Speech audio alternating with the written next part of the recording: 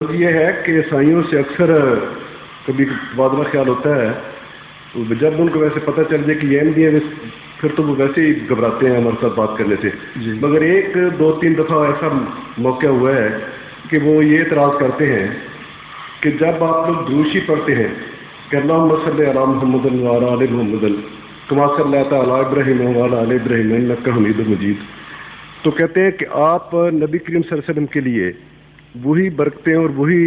سلامتی مانگتے ہیں جو حضرت ابراہیم علیہ السلام پر ہوئی. تو اس کا مطلب یہ ہوا کہ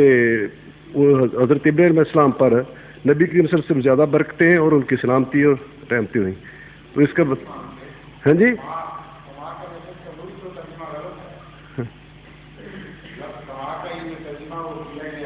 ہاں جی مجھے تو یہی آتا ہے جی کہ جیسے سلامتی کی حضرت ہاں جیسی مطلب ہے ہاں جی جیسی ہے نا مطلب ہے ہاں اچھا مطلب وہ کہتے ہیں کہ جی آپ جو مطلب ہاں جی ہاں جی آپ کے بچے ایک ہی قسم کی تعلیم حاصل کر رہے ہیں جی مثلا ڈاکٹری تعلیم، تو آپ کا ایک بچہ بھی ویسی تعلیم حاصل کرنا چاہتا ہے جیسے پہلے بچے، تو وہ ان سے آگے نہیں بڑھ سکتا ہے جی بات یہی فرق ہے. دوسرے اس میں تو نصیحت تھی مسلمانوں کے لیے یہ نہ سمجھنا کہ کچھ نیم سے بند ہو گئی ہیں، ایک ان سے ضرور پڑھو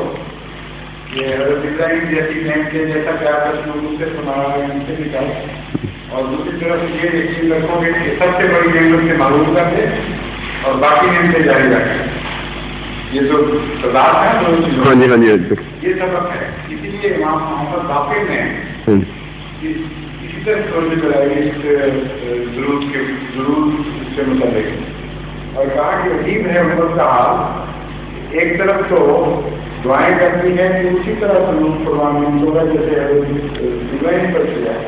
اور دوسری طرف سے عقیدہ بنا دیا ہے کہ بات کچھ بند ہوگی. دعائیں بزرگوں نے بھی جو صاحب اسلام اور صاحب عرفان کے لیے چیزیں نکالا ہوئے تھے، لیکن برابر تو بات نہیں ہے.